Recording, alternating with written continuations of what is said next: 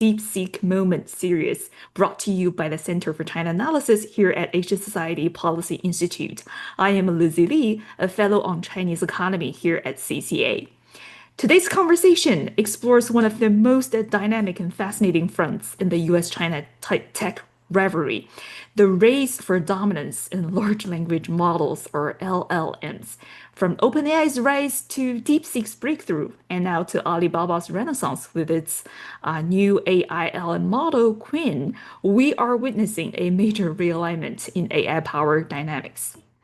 US tech policy, especially as Washington doubles down on hardware export controls, have had major implications for China's AI ambitions. As we just saw from Reuters exclusive today, US policymakers seem to be targeting DeepSeek's military ties and ways, revoking chip-making waivers in China. Joining us to break this all down are two stellar journalists. One is Karen Hao, reporter at The Atlantic and author of the book, The Empire of AI, now New York Times bestseller, and one of the most fascinating and most insightful voices investigating AI frontier. And then we have Jing Yang, Asia Bureau Chief at The Information, whose reporting offers an unmatched window into China's corporate AI landscape. Welcome, Karen and Jing. Thank you for having us. And Jing, let's just set the stage first. We've seen this head-to-head tug of war between the United States and China in LLM development. So how did we actually get here? What's a short but dramatic back history of this global race? Yeah, sure. So when ChatGPT was launched in late 2022, what happened in China was this tremendous soul searching that happened immediately in the tech and AI community in China. Because remember, China was a leader in the computer vision age in the mid 2010s, and at that time, I think there was a big belief in China that China, because the vast troves of data backed by the huge population that China has. China is gonna be like the clear leader in AI, is gonna prevail, and then I think that is also sort of summarized in Dr. Kai-Fu Lee's book, AI Superpower, right, where he predicted that China is gonna prevail over the US in the future development of AI, and then that obviously did not happen with the launch of ChatGPT. And so what happened right after that was, if we can differentiating two camps. The first camp would be the incumbent tech heavyweights from Alibaba to ByteDance to Baidu. And then the other camp would be the startups. So what happened concurrently at the time was that the tech heavyweights started, investing heavily and making some necessary organizational changes to make their organization be more nimble at responding to challenges like this.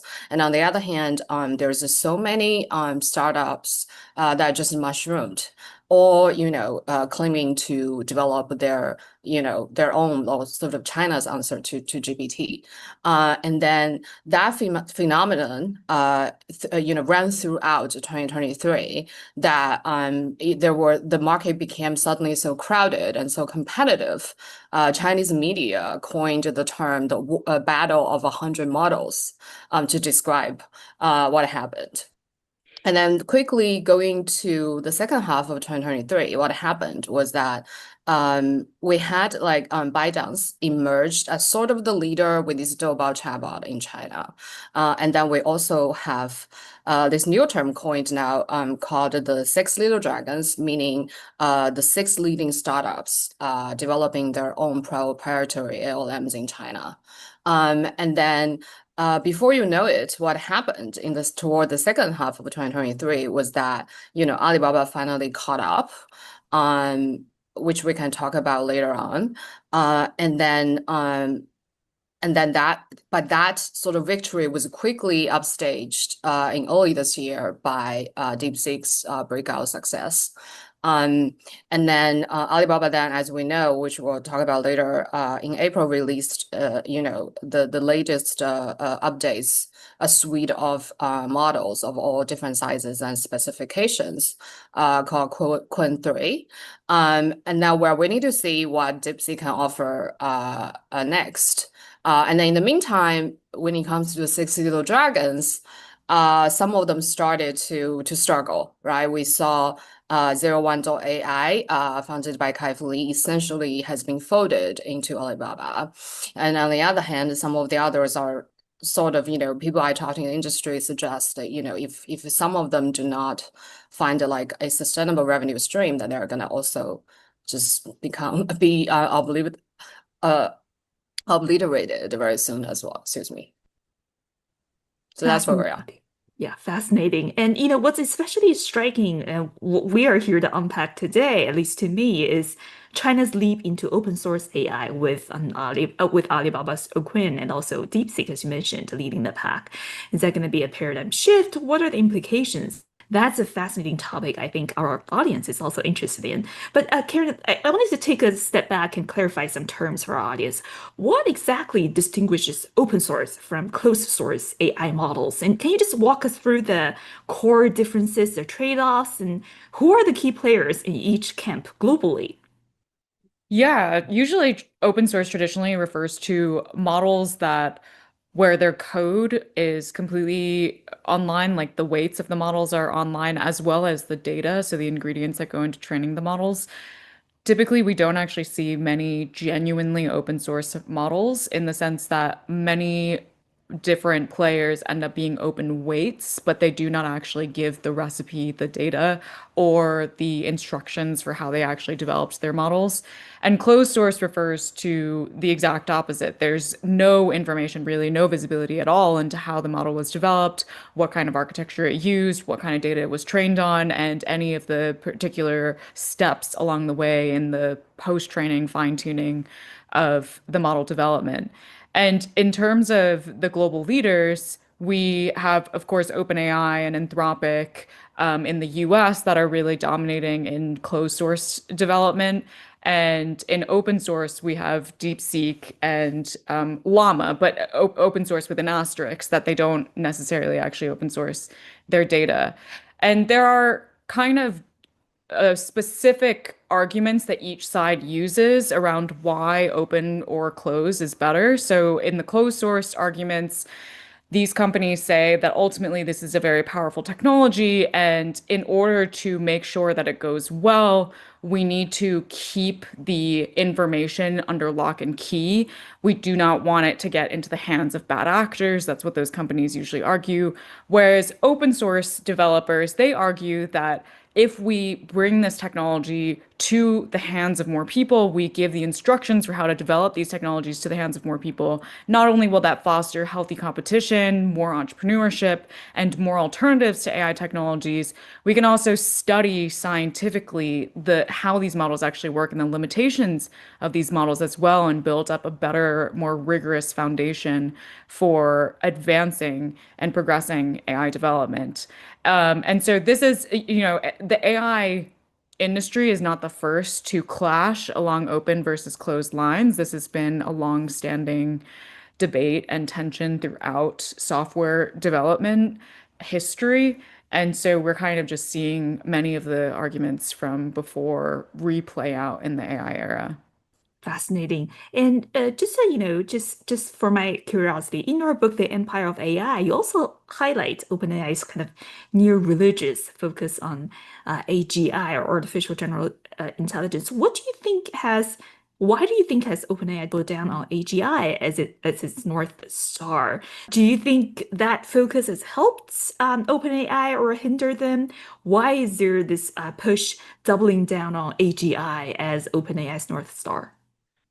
Maybe I should first define what artificial general intelligence is, which is trickier than it seems. So AGI generally refers to a pinnacle of AI research, this idea that we will someday fully recreate human intelligence within computers. And this has long been a dream within the AI research field, all the way back dating back to when it was first founded in 1956.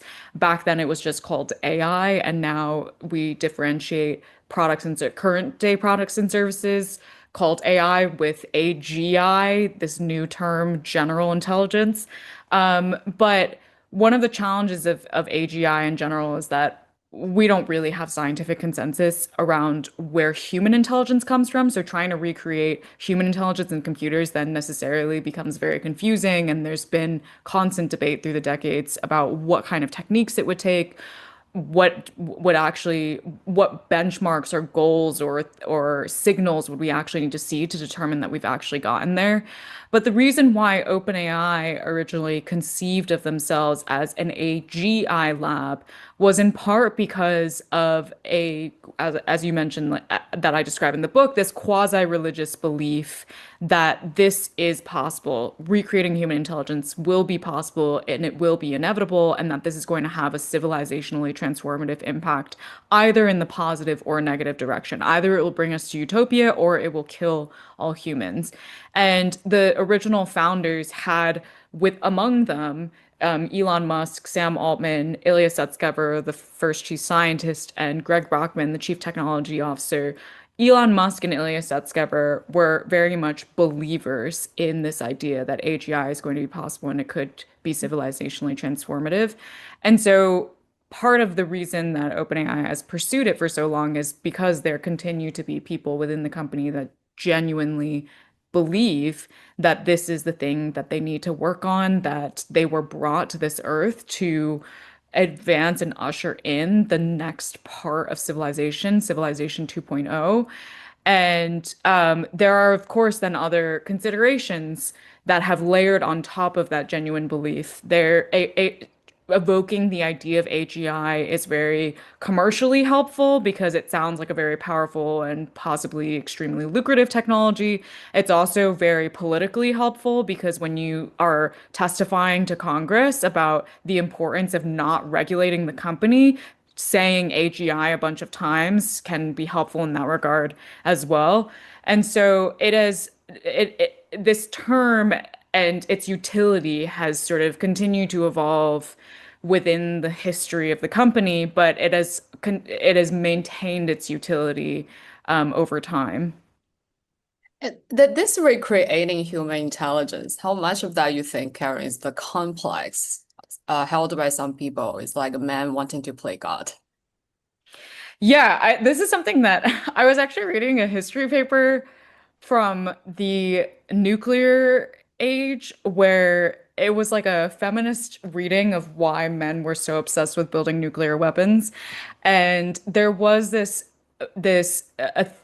one hypothesis was that they just have envy about the ability to like recreate life because women are the only ones that can birth new life.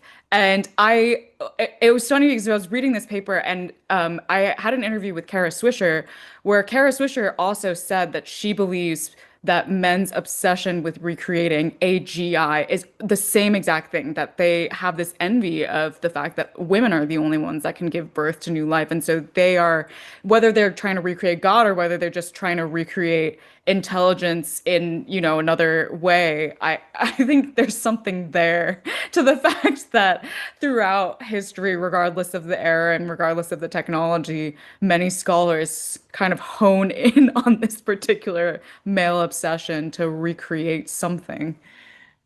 Yeah, Fascinating.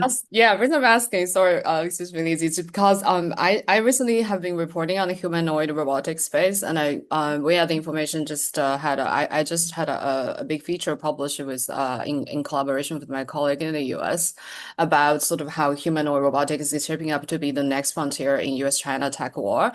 And when I was doing research for that story, the same argument was brought up about sort of, why do robots have to be shaped like human, right? Yeah. And an arm can also work or has been working. So then that was this man wanting to play God, creating is something looking exactly like self was sort of brought forward as a reason. Fascinating. Well, thank you both for that really fascinating thought. And I mean, to your point, Jing, I mean, if we contrasted the the US approach to China's approach, we see Chinese players seems to be much more pragmatic, right?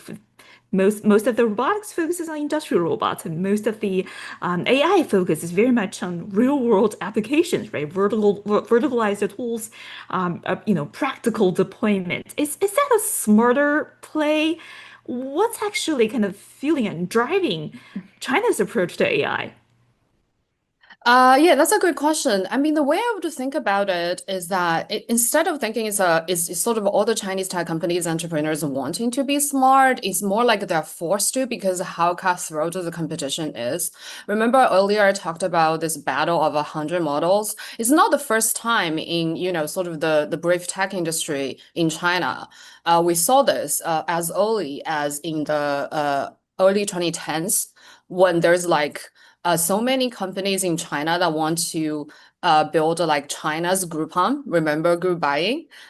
So then at one point, there were more than 5,000 startups that offers, group buying services. And then 1 year later, there's about a few hundred of them left.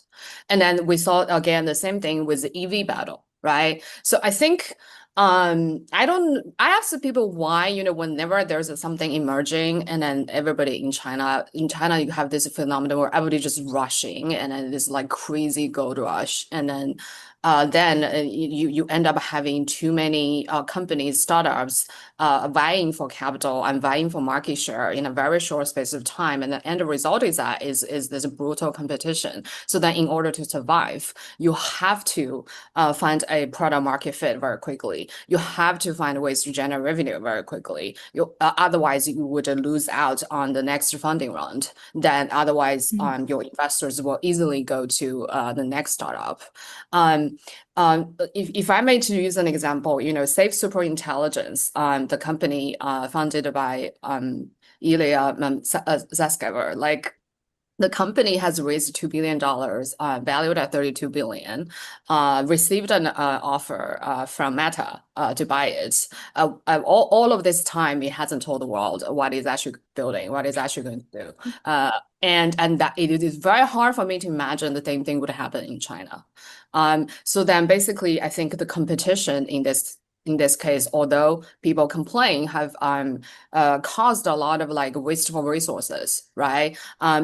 But the end result is that only the most competitive, the best product run by the best people can prevail.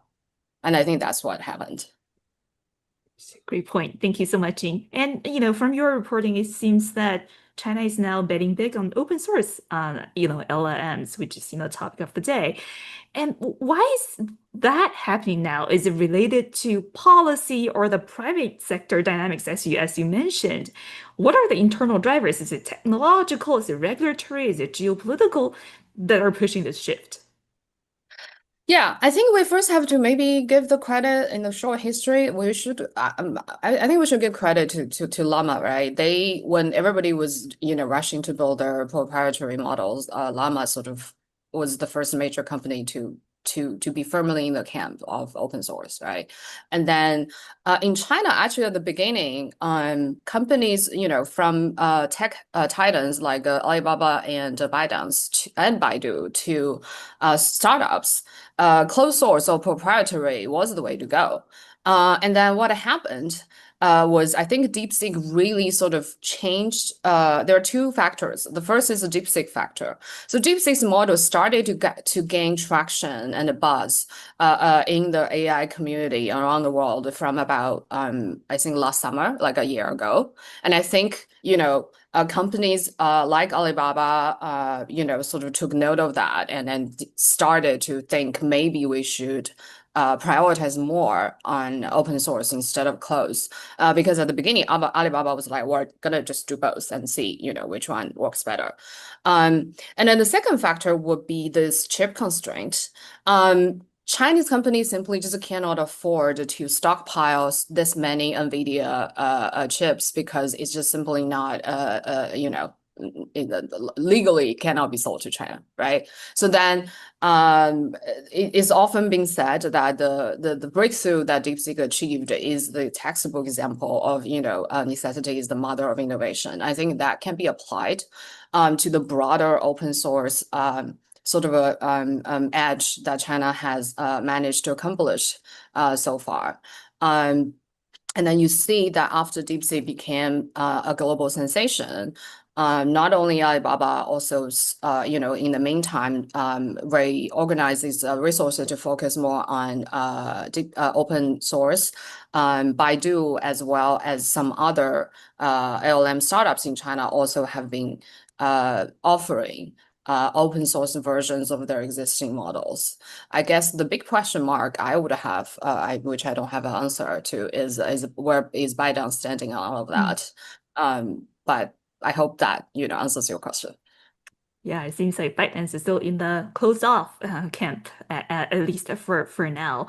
But I mean, as Jing mentioned, the United States has leaned heavily on export controls, especially around chips and hardware, as the main lever in the tech race against China. So Karen, in your reporting and in your interviews with people, have these tools been effective? And what are U.S. firms saying internally about these restrictions? Yeah, well, in Washington, I think there is starting to be a sense that these tools were not effective. There is a lot of debate and anxiety now that, in fact, using export controls was the reason why we suddenly had a DeepSeek moment, as Jing said, that created that necessity and therefore led to more innovation than what has happened in the US around being able to achieve remarkable AI progress with far fewer computational resources. But that said, the US companies have very aggressively publicly tried to continue to assert the fact that export controls was not a failed strategy, and they've continued to try and push the US government to restrict export controls even further and double down on that strategy. But there are definitely within the companies major concerns about the fact that they are now more vulnerable. OpenAI has, publicly already admitted that they might have called it wrong on the open source, closed source debate. And Sam Altman has said that he is working on trying to figure out what to open source within OpenAI, and they've said that there's an open source model that is coming soon. Of course, we haven't really seen what that is yet. But some of the sources that I speak to at the company, they don't, one of them dramatically was like, I don't even know if OpenAI is going to be around for that much longer because the competition from open source models is just heating up so much that how can we actually continue to justify the consumption of so much capital? And when ultimately there are just all of these incredibly talented researchers distributed across many different companies and distributed across China that are all working on things that are ultimately eating away at our pie.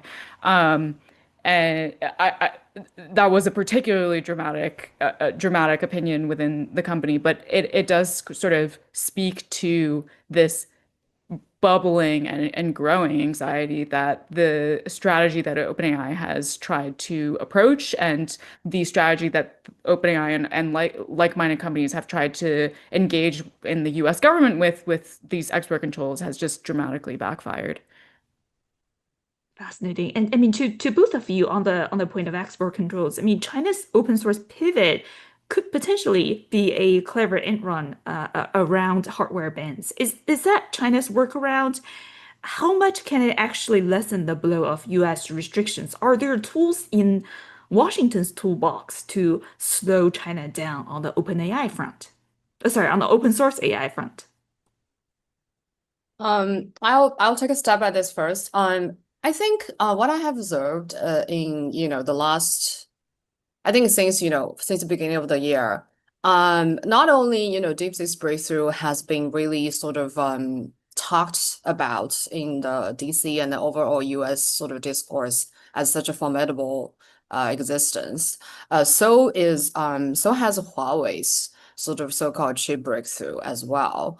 However, I feel like the discourse just like in the space of 12 months changed very drastically from like, oh, America is the clear leader, China is far behind, to, oh, China is very quickly catching up, and we're gonna have to come up new ways to contain China's rise. I actually think it's neither. Like the reality is much more nuanced. For example, we did a story a couple of weeks ago about, despite all the breakthrough that Huawei, Cloud Matrix 3665 chip plus rack system has been held. Actually, in China, you don't see a lot of customers, you don't see a lot of tech companies actually willing to adopt Huawei's systems and chips. And there are many reasons, but one of the reasons being, despite NVIDIA has to continue to like curtail the performance of its chips being allowed to sell to China. CUDA, a company software system, is really like the gold standard when it comes to, coding and running your chips. And as you know, DeepSeek, I mean, one of the reasons DeepSeek has become so successful and eking out so much efficiency, it is because the company and its engineers have been absolutely masterful at using CUDA. And then they worked during the process closely with the NVIDIA team as well, And then I think while China is moving toward the goal of winning itself completely of American semiconductor technology, I do think that it's not going to happen anytime soon, and there are still a lot of roadblocks that China and companies like Huawei and all the other sort of NVIDIA alternative players in China have to overcome. And then before we get there, I do think that the continued tightening of the export control on China will have a more short-term impact on continued AI development in China as well. For example, DeepSeek after DeepSeek became a global sensation with the R1 model, but we haven't seen the R2 model, the successor model, being released. And when and if that is going to be that is released, based on our reporting, that there is going to be with the recent H20 ban, with recent NVIDIA H20 ban in China, there's going to be an immediate problem facing the cloud providers deploying R2, because they don't have enough powerful chips to run the models and for commercial, for enterprise deployment. And then these are sort of obstacles I think cannot be ignored. Fascinating. And Karen, your take, please. Yeah, I think I would just add one thing, which is our former colleagues at the Wall Street Journal, they came out with this really great story recently talking about some of the more creative workarounds that companies are now engaging in China to get access to chips, including not just figuring out new ways to tunnel more chips into the country, but actually just taking data on server racks and bringing it outside the country. And so I think that indicates just the degree to what Jing was saying, that there is still that pressure being felt within the Chinese tech industry in the short term, and there are plenty of companies that are still trying to figure out how to get around the tightening that is happening. But I think in the long run, the continued tightening just means that there will be further momentum within the Chinese tech industry to completely strip their reliance off American technologies. And it's sort of a matter of time, essentially, for when they will ultimately be able to completely sever their dependence. Thank you. And Jing, back to your earlier reference to this 100 model horse race. Currently, the global spotlight seems to be on DeepSeek and Quinn, but are there new players or dark horses on the horizon? Who else should we be watching when it comes to China's AI model scene? On the ALM space, I do feel like just as in the US, I think the war is over. We may see sort of small battlefields here and there. For example, I think Quinn and DeepSeek are still like sort of rivaling each other. And if and when ByteDance, releases an open source model, maybe that'll also, bring another iteration to the competition. However, I think by and large, the war is over in the sense that we know that these are gonna be like the players. And then I find it very unlikely to see another black horse, for example. However, the battle now has moved both in the US and China to building AI agents, right? And that's where things get really interesting because one of the reasons that Quam becomes so popular is that in both the US and China, a lot of the startups that are building agentic AI applications actually prefer to use Qwen over Llama because Qwen simply is better. However, in the closed sourced world, I think based on the entrepreneurs I've talked to, they still hail Anthropic cloud models as a number one when it comes to building software application on top of it. And then China has, sort of accumulated a lot of really smart, like the sort of China's integration with the world over the last 3-4 decades. The result of that is, a lot of very smart entrepreneurs that speak both the Chinese language and the Western language, right? I'm not talking about language in per se, but the tech and the culture and everything. So while China traditionally has not been good at the environment in China for nurturing like a enterprise software is just not great compared to the US. However, China has had a lot of successes in the social media, the mobile internet era with a lot of so-called super apps. And these people, people who worked at ByteDance or Tencent, whatever, right, and then studied in the US before, now are all branching out and building their own consumer agent consumer, agentic apps targeted at the consumer use to the global audience. We've seen, for example, Manus is a recent example, but there are a lot more as well. And I think that is going to get really interesting because at the end of the day, no like ALM developer it is gonna call itself success if its models are not being used by actual, enterprises and startups, right? Yeah, fascinating and lots of fluidity in this space. And but Karen, back to your book. As you reported in the book, OpenAI's own arc has been anything but boring, right? From its nonprofit roots to Microsoft's massive investment and all the boardroom drama that followed. What do you think is the key takeaway for AI entrepreneurs from OpenAI's evolution? Is it a cautionary tale? Is it a model to emulate? What are the key takeaways from your research into OpenAI? One of the things that I very strongly feel about OpenAI's particular approach to AI development is that they chose to take a very costly path. And I don't just mean financially costly, I mean environmentally costly, costly to labor, when they ultimately chose this big data, big computational power approach to AI development.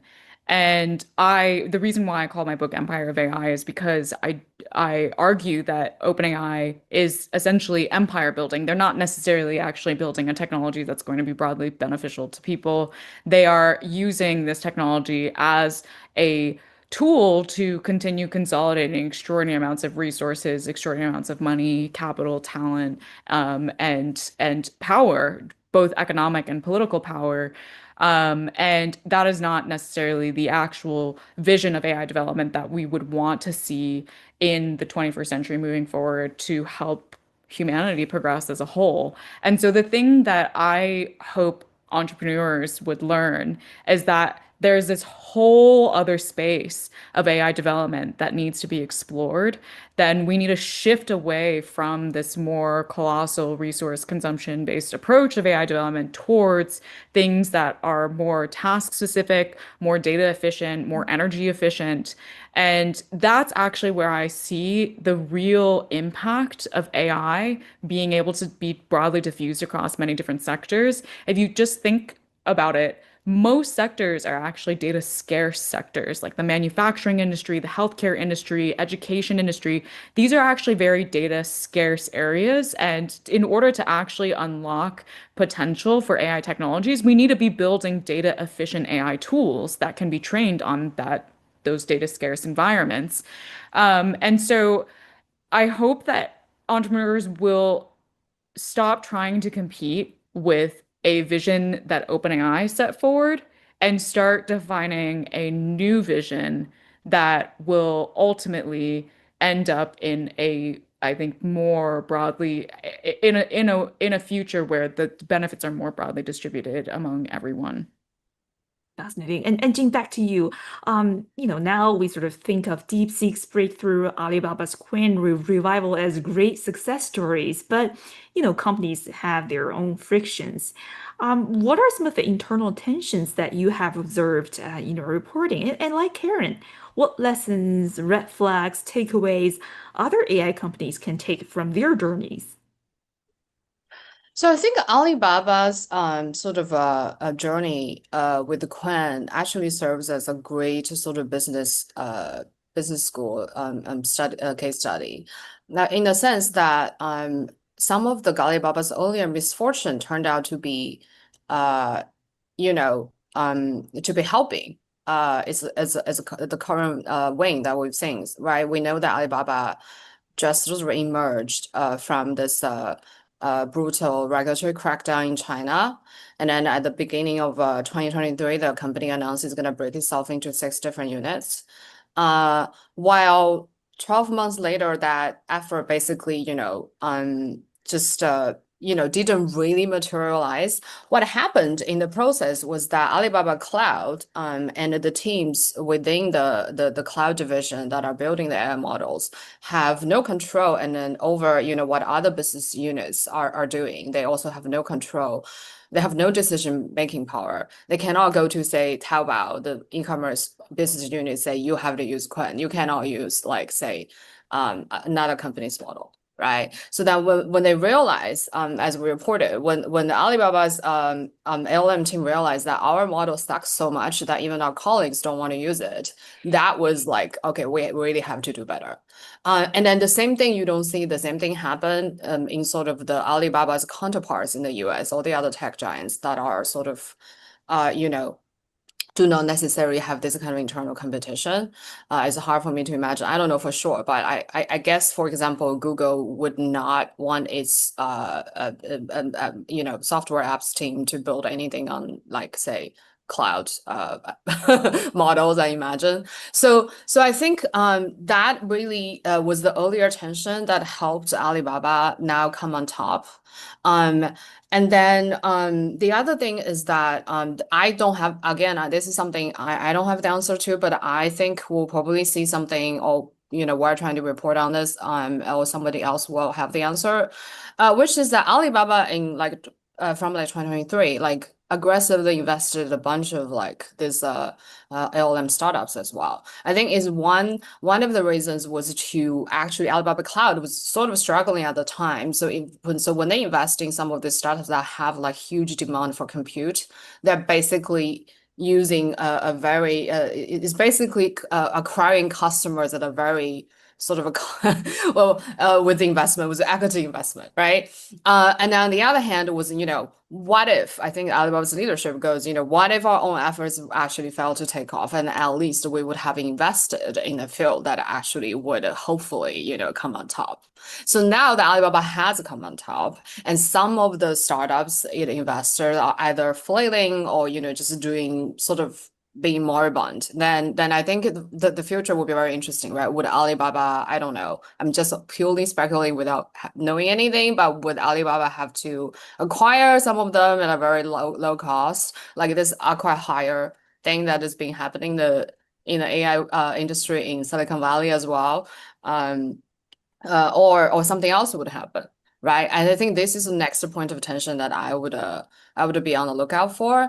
And then back to DeepSeek, I think DeepSeek has become so successful because one of the biggest reasons, I think, and as we reported, is that the company never opened itself to any external funding. Even after it became a global sensation, it still declined, all the so-called gentleman callers on its doorstep, right? And so then the whole time the company basically, DeepSeek was working like a little AI lab. And it's a bunch of, led by the very idealistic CEO Liang Wenfeng. The DeepSeek team is like overall very idealistic and deeply believe in open source.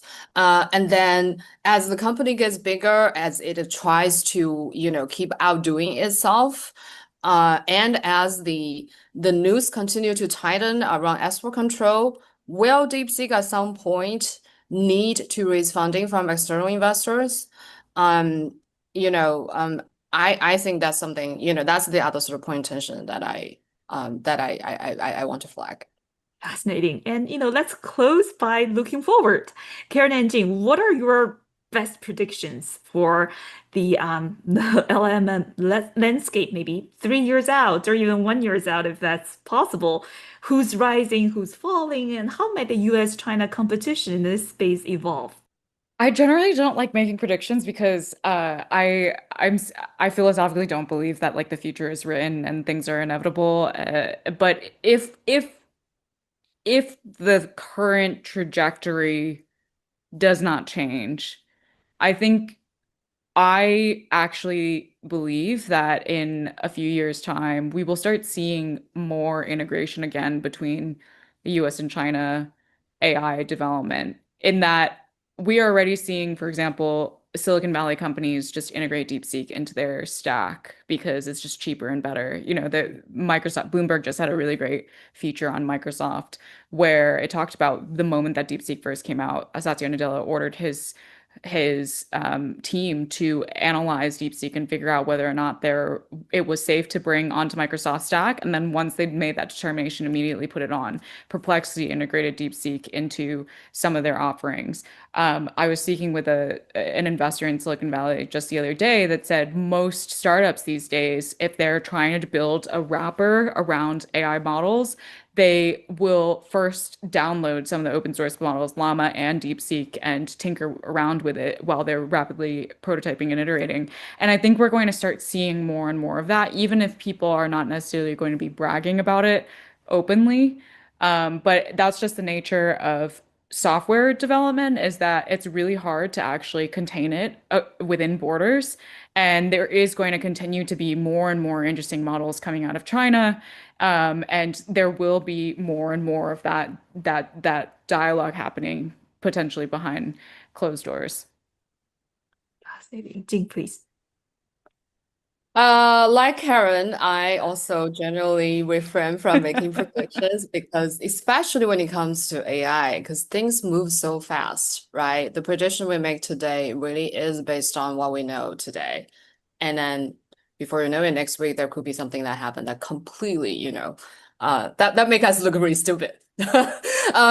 So to be conservative, I think what I'll say, because I think Karen really covered it very well. The one thing I would add is that I think we will see at some point a very successful AI software application built, whether it's a wrapper or more than a wrapper, but is based on either Alibaba Qwen or DeepSeek R2, like basically a China developed open source model.